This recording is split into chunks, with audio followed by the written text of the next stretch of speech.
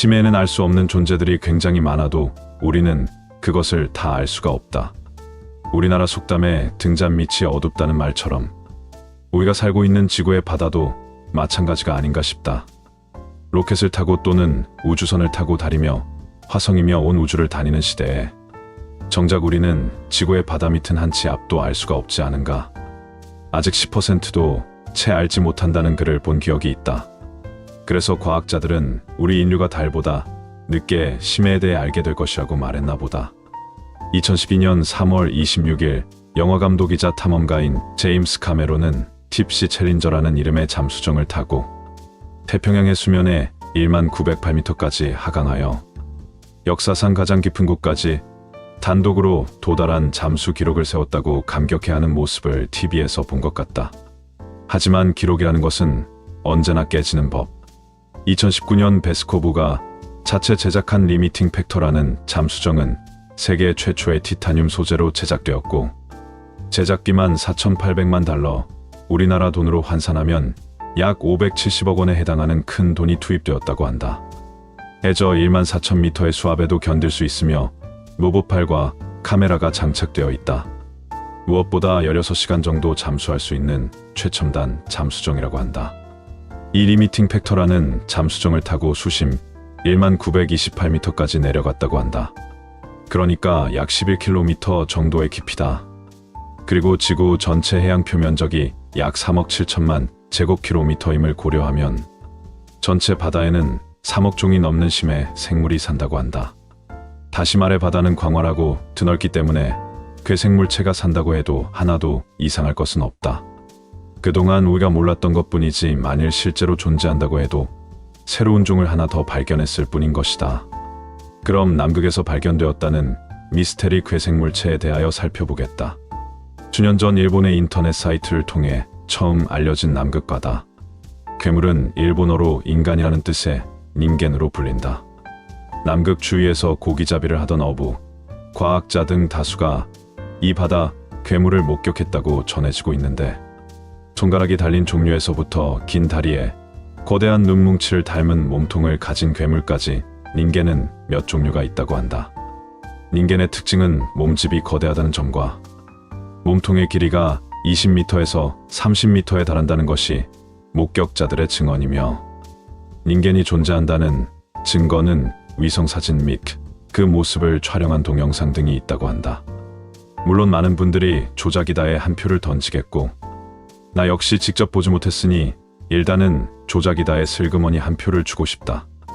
옛날 같았으면 조작이 쉽지 않아서 쉽게 믿었겠지만 요즘 워낙 시대가 시대인지라 눈 뜨고도 코 베이는 세상이지 않는가.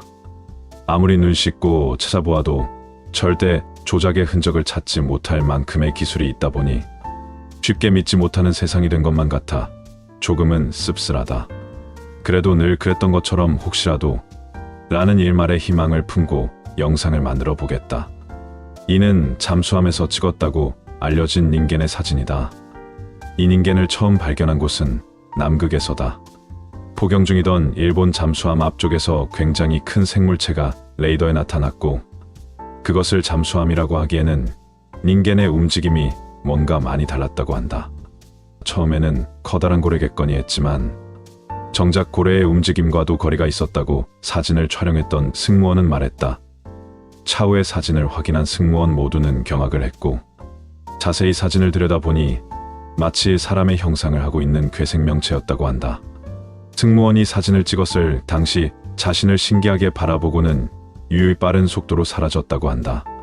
사진상으로나 실제로 멀리 사라지는 모습을 가늠했을 때 그 괴생물체의 크기는 15m에서 20m 정도의 크기였다고 한다. 이미 일본 포경선 사이에는 전설처럼 떠돌던 심해 생명체였고 그것을 드디어 증거로 사진을 찍었던 것이다. 닌겐의 종류는 다양하고 크기도 제각각이라고 한다. 가장 큰 닌겐의 크기는 최대 30m에 이른다고 한다. 사진에서와 같이 잠수부와 닌겐의 차이가 어마무시하게 크다. 심해 생물이다 보니 눈이 퇴화되어 있는 경우가 많았고 손이 있는 닌겐과 없는 닌겐 등 대체적으로 인간 형태를 지녔음을 알 수 있다. 심지어 10개의 손가락과 발가락을 소유한 닌겐도 있다고 한다. 보통 얼굴의 윤곽은 입과 눈은 뚜렷하지만 코는 보이지 않는다고 한다. 닌겐은 특히나 일본에서 많이 유명하다. 그래서 닌겐이라는 이름도 일본에서 지어준 것이다.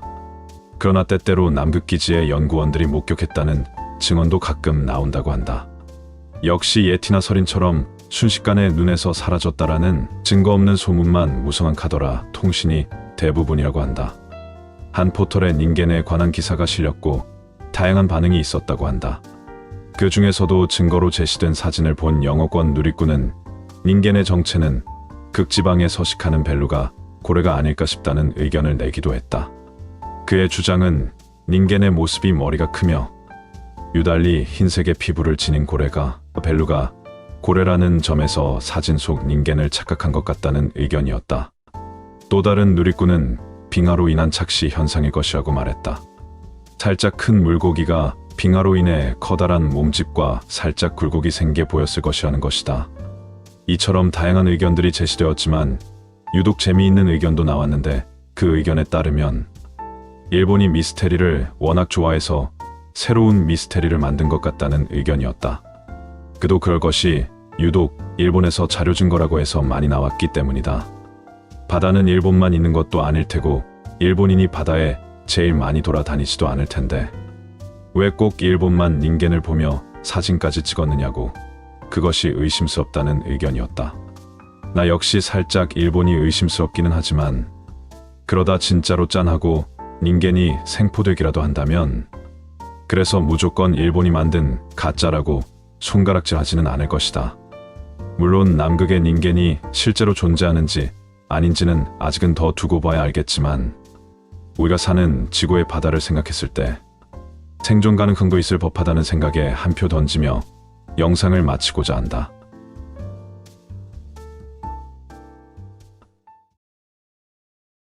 이집트 기자지구에 있는 파라오 쿠프의 대피라미드의 내부 공간 3곳에 전자기 에너지가 집중되고 있다는 사실을 과학자들이 밝혀냈다.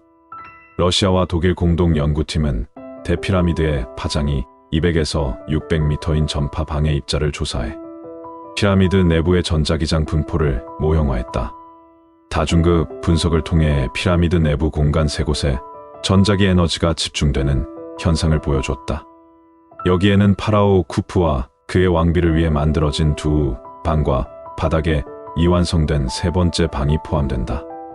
연구팀은 피라미드 건축에 쓰인 자재 등의 정보가 부족해 몇 가지 요인을 가정해야 했다고 말했다.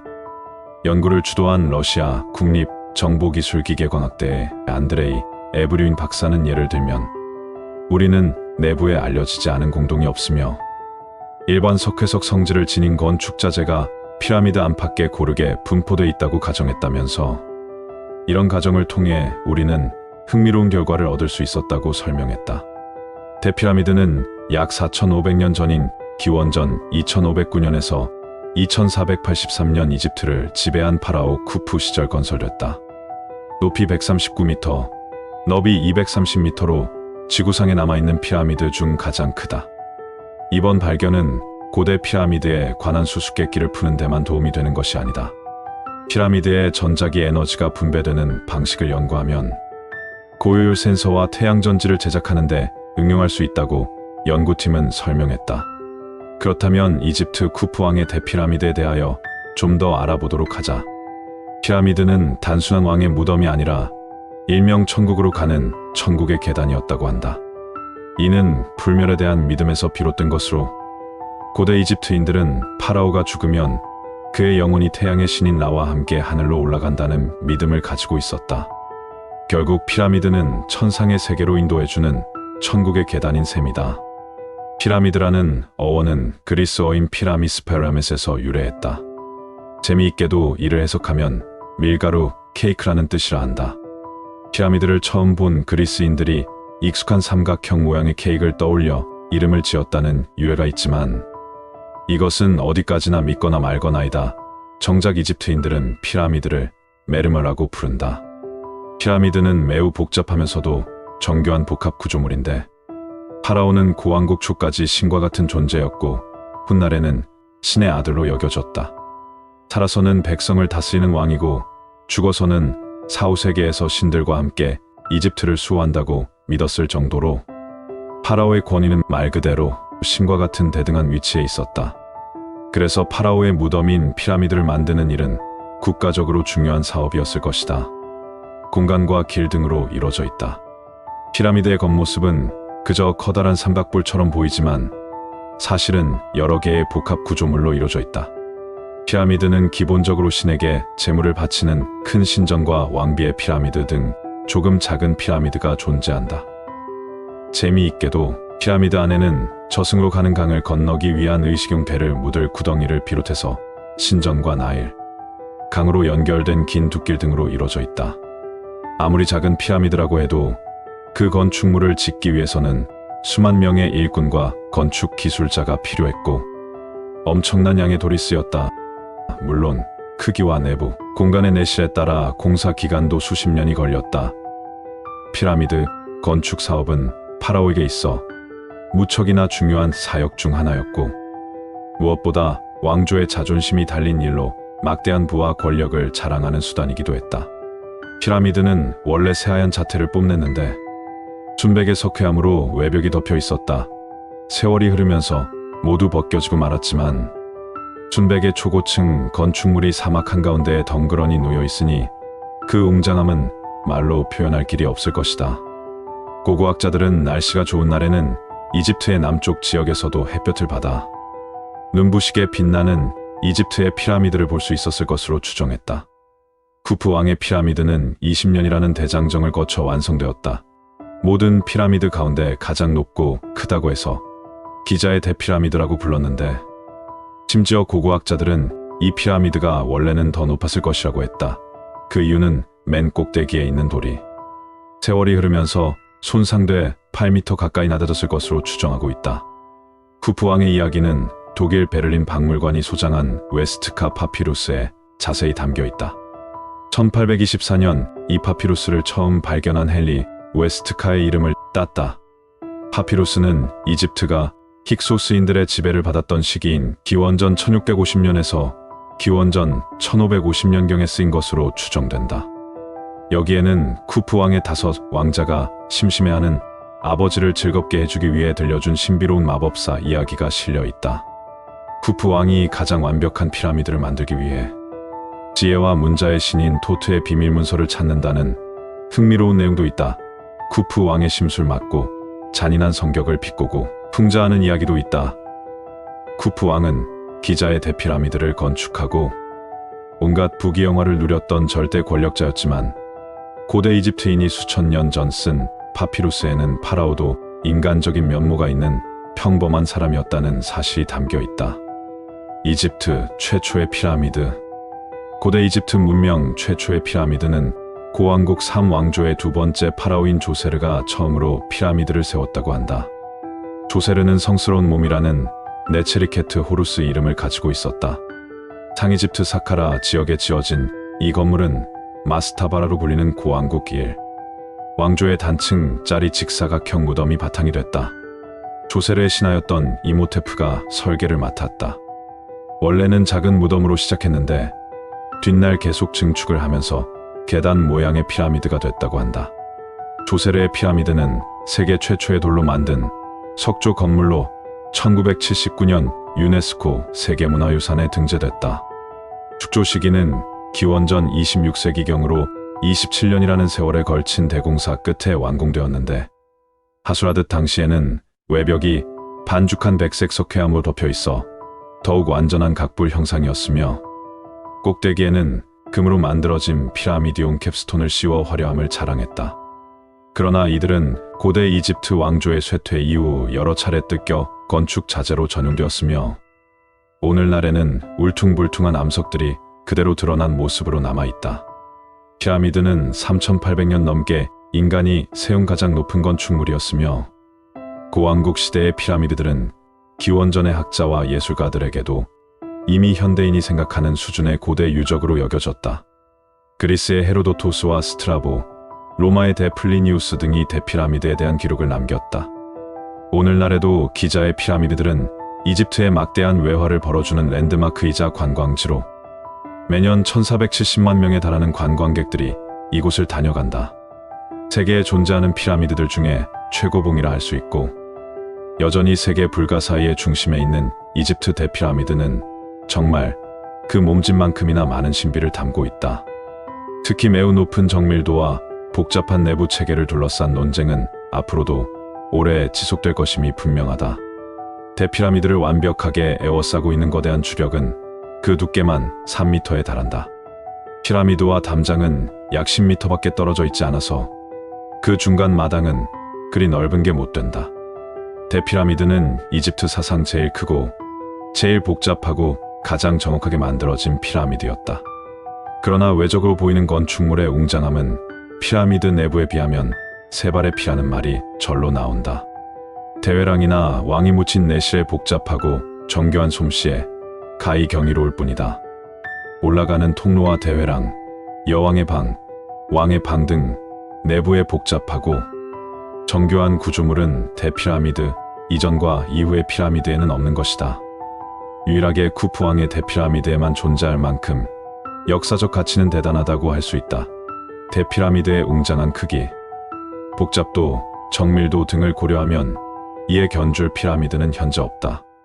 이 모든 것들은 건축과 건설, 그리고 수학과 천문학, 기하학, 지리학 등에 대한 높은 과학적 지식 수준을 말해주는 것이며, 장기간의 시간이 필요한 엄청난 계획을 세우고 집행할 수 있는 능력과 거기에 필요한 인력을 동원할 수 있는 행정력이 있었음을 입증하는 것이다.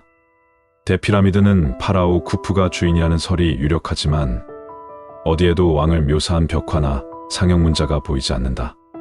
그러나 이집트학 학자들은 대피라미드 내부의 낙서와 이집트 연대기, 헤로도토스 등을 참조하여 대체로 대피라미드가 기원전 2560년 무렵 쿠프 왕에 의해 세워졌으며 완공에는 약 20여 년이 걸렸다고 얘기한다. 이집트인들은 대피라미드를 쿠프의 아크테익베라 불렀는데 이는 쿠프의 지평선이란 뜻이다. 쿠프는 이집트 제4왕조의 파라오로 대피라미드의 주인으로 알려져 있다. 이름의 뜻은 큰 움으로부터 보호받다이며 그리스어로는 케옵스 쥐업사고도 한다. 그러나 유감스럽게도 쿠프에 대해서는 알려진 바가 별로 없다. 신비에 휩싸인 거대한 피라미드들은 이집트 역사에서 고왕국 제4왕조 때의 스네프르, 쿠프, 카프레로 이어지는 오직 세 왕의 통치기에 건설되었을 뿐이다. 나머지 피라미드를 모아봤자 이 시기에 지어진 피라미드 부피의 41%밖에 되지 않는다고 한다. 도대체 이 시기에 왜 이러한 대공사를 했는지, 어떻게 건설되었는지 알 수 없으며 단지 이론과 학문적 추측만이 무성할 뿐이다. 그렇다면 대피라미드는 어떤 재료로 만들어졌을까? 아직도 세계에서 가장 큰 석조 건축물로 중심부는 노란색 석회암으로, 외장석은 흰색 석회암으로, 그리고 내부의 방과 통로, 지붕 등은 화강암으로 되어 있다. 피라미드에 사용된 블록은 일반적으로 석회암으로 평균 2.5톤이며 위로 갈수록 크기는 조금씩 작아진다. 바닥에 있는 어떤 외장석은 매우 커서 15톤의 무게가 나가기도 한다. 가장 무거운 블록은 왕의 방 지붕과 그 위에 중량 경감의 방의 지붕에 사용한 화강암 블록이다. 이들은 40톤에서 70톤으로 추산된다. 피라미드에 대한 연구가 시작되었을 때부터 피라미드의 목적으로 지목되었던 것이 피라미드의 무덤설이다. 그리고 현재의 정설이라고 볼 수 있다. 초기 왕조 시대의 왕족과 귀족의 무덤으로 만들어진 마스타바를 피라미드의 원형으로 본 것이 주요한 이유다. 그러나 무덤설에 의문을 갖고 있는 학자들도 많고 아직까지는 크게 반박할 만큼의 설득력 있는 가설이 있는 것도 아닌 것 같다. 그렇다면 피라미드가 왜 무덤이 아닌지에 대한 이야기를 좀 해보자. 최초의 피라미드인 제세르 왕의 계단형 피라미드에서 미라의 일부가 발견되었을 뿐, 그 이후의 피라미드에서는 어디서도 미라를 찾아볼 수 없다. 이런 식으로 말하면 진짜 피라미드도 원래는 미라가 있었지만 도난당하고 말았다는 설도 물론 성립한다. 허나 일찍이 미라가 존재했다면 그 흔적 정도는 당연히 남아있을 터이다. 따라서 그 흔적조차 전혀 보이지 않는다는 것은 조금은 이상한 일인 듯하다. 그리고 이집트에서 무덤으로 확인된 것은 모두 지하에 유해와 부장품이 있었다. 그런데 왜 대피라미드는 지상에 매장실이 있을까? 또한 기자의 세계 피라미드에는 벽화나 상형 문자가 없다. 이것도 역시 미스테리이다. 무덤설 외에 몇 가지 다른 가설이 있는데 오리온 벨트, 천상의 거울, 물펌프, 발전기, 곡물 창고 등이 있다. 발굴 당시에 새겨진 것이 아니냐 하는 논란이 있지만 대피라미드에는 건설에 동원되었던 노동자들이 남겨놓은 낙서 중에 쿠프 왕 제위 17년이라는 말이 나온다. 따라서 자연스럽게 대피라미드는 쿠프의 무덤이 되었다. 그런데 디오도로스가 전하는 바에 따르면 쿠프는 결국 자신의 피라미드에 묻히지 않았다고 한다. 그렇다면 무덤이 아닌 어떤 목적으로 만들었으며 사용되었을까? 음모론자들의 말처럼 정말 외계 기지는 아니었을까?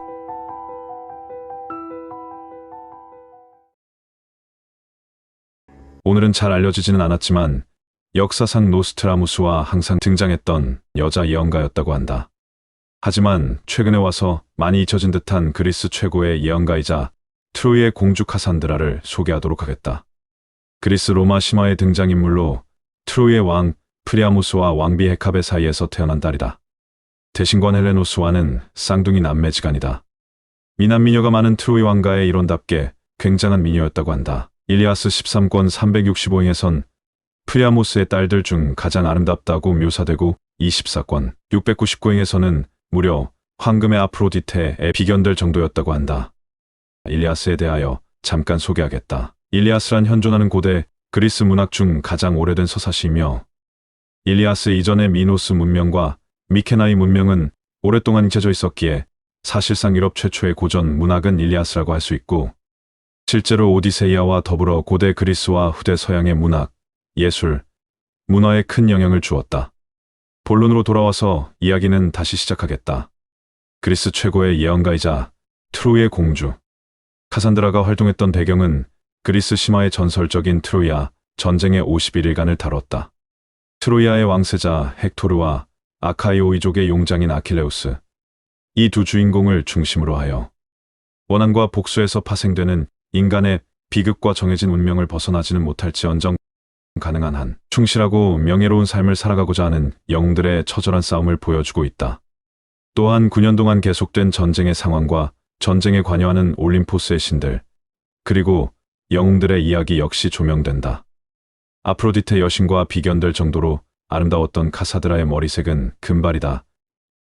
그 미모에 반한 아폴론이 구애하자 카산드라는 자신과 헬레노스에게 미래를 내다볼 예언 능력을 준다면 그 사랑을 받아들이겠다고 말해 아폴로는 둘에게 예지 능력을 주었다. 그러나 카산드라가 예지 능력만 받고 입을 싹 씻어버리자 아폴로는 크게 분노하였다. 그러나 능력을 도로 박탈하기는 기술적으로 불가능해서 대신 카산드라의 예언 능력에서 설득력을 빼앗아 버렸다.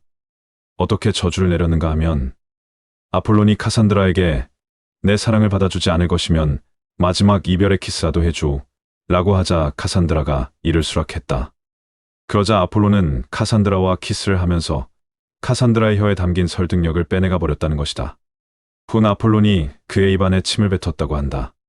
또 다른 설에는 예지 능력을 받은 카산드라가 자기가 나이가 들고 나면 아폴론이 자기를 버릴 것을 내다보게 되어 아폴론을 거부했다고 한다. 정작 바로 그 다음에 아폴론이 저주를 내릴 건 못 본 건지, 상황이 바뀌면서 예지의 내용도 바뀐 건지, 아니면 차라리 저주를 받으면 받았지, 나중에 나를 버리고 갈 남자의 사랑을 받아주긴 싫다고 생각했던 것인지, 떠도는 글만으로는 나도 이야기가 복잡한 사랑 이야기인 듯하다. 어느 판본에선 어린 시절의 헬레노스와 함께 아폴론의 신전을 뛰어다니며 놀다가 잠들었는데 남매의 귀를 뱀이 핥아서 예언 능력을 얻었다고도 한다. 일리아스에 따르면 카산드라는 그리스군이었던 프리기아의 왕 미그돈의 아들 코로이보스의 구애를 받았다. 그는 카산드라의 미모에 반하여 혼인 예물을 바치지 않는 대신 트로이와 그리스 간의 전쟁 중임에도 트로이 편에 원군으로 참전하여 그리스군을 몰아내는 조건으로 카산드라에게 구원했고 프리아모스도 이를 허락했다. 일리아스의 마지막에서 전쟁 중에 전사한 프리아모스 왕의 아들이자 트로이의 총사령관으로 트로이의 최고의 기둥이며 이상적인 영웅이었던 헥토르의 시신을 돌려받아 귀환하는 프리아모스를 가장 먼저 발견한 것이 카산드라다. 성벽에 올라 있다가 부왕이 돌아오는 것을 보고 시민들에게 소리쳐 알렸고, 이에 트로이 시민들이 몰려나와 프리아모스를 맞이한 뒤 헥토르를 애도하며 그의 장례를 치렀다. 이후로도 전쟁이 지지부진 이어지던 어느 날, 그리스군이 거대한 목마를 남기고 철수하자 트로이인들은 그 목마를 성 안에 들이려 한다. 카산드라는 그 목마를 들이면 트로이가 멸망할 것이라고 예언하며 목마를 들이지 말 것을 간청했지만 무시당했다. 그날 밤 승리의 파티로 취해 있던 트로이인들은 목마 속에서 튀어나온 그리스군에 의해 성이 함락되고 나라가 망하고 만다. 이때 전쟁에 참패하고 카산드라는 포로로 끌려가게 된다. 카산드라는 끌려가지 않으려고 아테나 여신상에 매달렸는데 그리스군의 아이아스가 그녀를 여신상째로 끌고 나왔다. 또는 카산드라를 아테나 신전에서 강간하려 했다고 한데 이것이 미수에 그쳤다고도 하고 실제로 강간당했다는 내용이 나와 있는 곳도 있다. 앞서 카산드라를 사모했던 구혼자 코로이보스는 이때 카산드라를 지키려다 그리스군 장수에게 살해당했다. 이때 아테나 여신을 모독했다는 이유로 벌을 받아 아이아스는 귀환하지 못하고 바다에서 폭풍우를 만나 사망한다. 배가 난파되었을 때까지만 해도 아이아스는 암초로 헤엄쳐가서 살아남았지만 신들도 나를 어쩌지 못한다. 운운하는 사망 플래그를 세워 벼락에 맞아 사망했다고 한다. 또한 미케네의 왕 아가멤논은 카산드라의 미모에 반하여 그녀를 자신의 전리품으로 삼아 미케네로 귀환한다. 에오리피데스의 비극 트로야 여인들에서는 강제로 아가멤논의 첩이 된 자신의 처지를 슬퍼하는 헤카베를 카산드라가 위로하고 오디세우스의 운명을 예언한다. 미케네에 도착했을 때 카산드라는 이미 클리타임네스트라의 불륜과 아가멤논을 암살하려는 음모를 파악하고 거기에 휘말릴 본인의 최후까지 모두 예지했다. 이를 아가멤논에게 경고했지만 역시나 무시당했다고도 하고 어차피 무시당할 걸 알아서 곡은 평생 노예 신세로 고통받으며 살 바엔 차라리 죽는 게 낫다 싶어서 그냥 입을 다물었다고도 한다. 결국 아가멤논은 부인 클리타임네스트라에 의해 암살되고 불쌍한 카산드라는 클리타임네스트라에게 심한 모욕을 당하며 결국 죽임을 당한다. 아가멤논과의 사이에서 쌍둥이 아들 텔레다모스와 펠롭스를 낳았지만 이 아이들 역시 아이기스토스에게 살해당한다. 새언니가 젖은 불륜 때문에 나라가 망하고 강제로 원수의 첩이 됐는데 다시 새언니의 언니가 저지른 불륜 때문에 목숨까지 잃었으니 참으로 기구한 인생이라 할 수 있다. 아이스킬로스의 비극 아가멤논에서는 클리타임네스트라에게 독살당한다. 독살당하기 이전에 아가멤논과 자신이 죽을 것을 이미 알고 있었고 심지어 과거의 아르고스 왕궁에서 벌어진 수많은 살인에 대해서도 영의 눈으로 모두 보게 된다. 신이 들린 상태에서 본 사건들에 두려움에 떨었다. 아르고스 왕궁의 살인을 예고하는 것일 수도 있지만 과거부터 지금까지 전해 내려오는 아르고스 왕가의 살인의 내력을 이야기하는 것일 수도 있다. 처음 카산드라 그녀가 왕궁 입구에서부터 예언을 하면서 아가멤논의 아버지 아트레우스가 티에스테스의 아들들을 살해한 이야기로부터 시작한다. 죽은 후에는 클리타임네스트라에게 아가멤논의 정보라는 고인드립을 당한다. 아폴론에 의한 트로이 전쟁 최대의 피해자들 중 한 명이자 그리스 신화 내에서 가장 불쌍하고 안타까운 인물이다. 그야말로 그리스 신화에서 신의 심기를 거스른 인간이 어디까지 비참해질 수 있는지 그 극한을 보여주는 인물이기도 하다. 물론 아폴론도 제우스 아들답게 남녀 안 가리고 온갖 미인을 애인으로 주렁주렁 거느렸던 남봉꾼에다가 무책임하고 졸렬한 극단적 이기주의자라.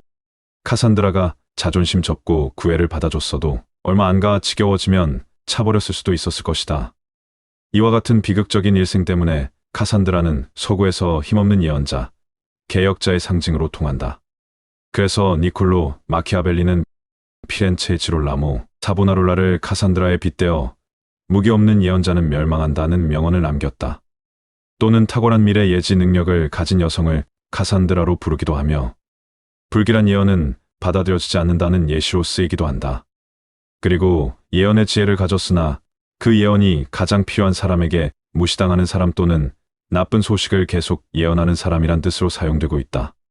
오늘날에는 많이 이식되어 그저 신화 속 인물로 남아있지만 한때는 예언을 이야기할 때면 노스트라다무스와 같이 거론되었을 만큼 유명했다고 한다.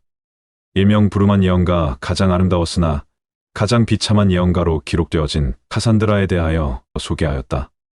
여전히 영상 만드는 데 있어 많이 부족하지만 그래도 조금씩 좋아진다고 생각하신다면 힘내라는 의미에서 구독과 좋아요 부탁드리겠습니다.